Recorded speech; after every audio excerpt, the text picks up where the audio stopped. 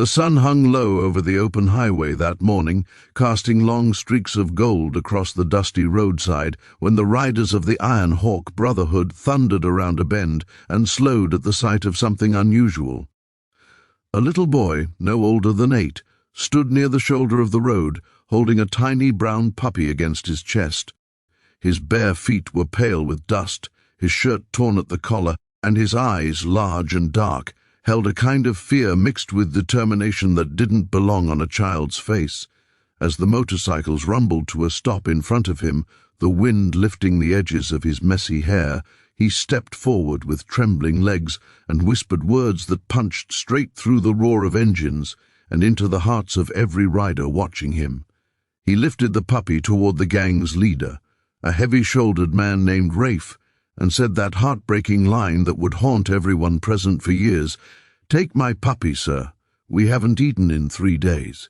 If you believe in kindness, second chances, and humanity's ability to rise above darkness, please like, comment, share, and subscribe to Light of Kindness. Your support keeps stories of hope alive." Rafe shut off his engine and stepped off his bike, the crunch of gravel under his boots echoing in the silent stretch of road. The boy didn't step back. His arms strained from holding the little shaking puppy, yet he kept them stretched outward, offering the only companion he had left.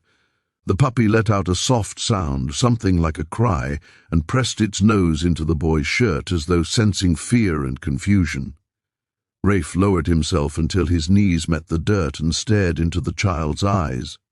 They were dull, not from illness but from hunger, exhaustion, and something deeper, a kind of hopelessness that only comes when a child has been carrying burdens that should belong to adults. The rest of the bikers, usually loud and rowdy, stood silently behind their leader. Their expressions shifted from confusion to concern as they looked at the small figure in front of them.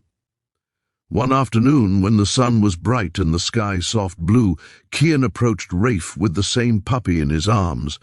This time the boy wasn't offering to give it away. Instead, he asked if Rafe could help him name it.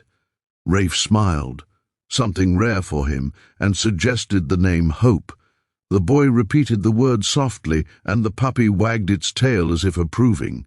It was the first full smile Kian had shown since they met, bright and beautiful like a small sunrise. Weeks passed, and life changed in ways the little family couldn't have imagined. Kian grew healthier, his cheeks filling out, his energy returning. Alara regained the ability to stand and move around comfortably. The bikers visited regularly, bringing supplies, teaching Kian small tasks, and checking on the repairs.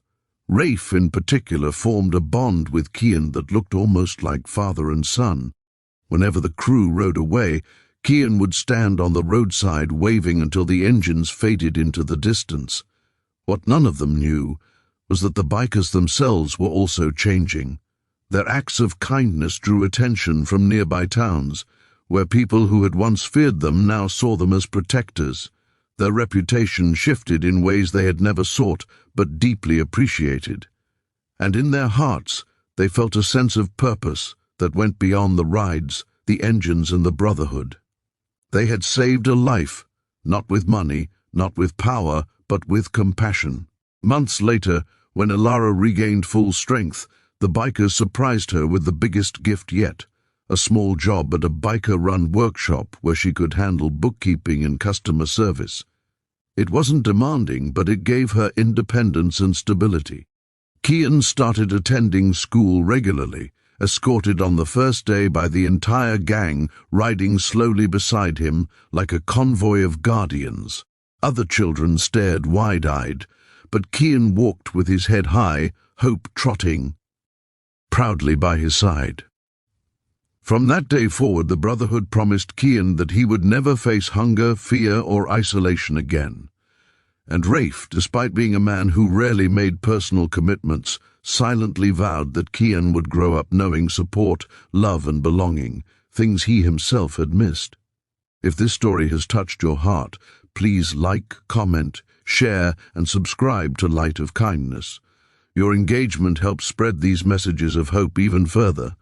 Special request, comment, kindness lives if you believe every small act can spark a lifetime of change. In the end, the moment that changed everything wasn't loud or dramatic.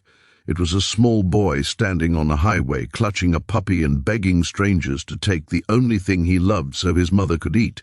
It was a desperate plea answered by unexpected compassion, and it was proof that sometimes the most powerful transformations begin with the simplest words whispered into the wind on a bright, desperate day. "Take my puppy, sir. Please help us."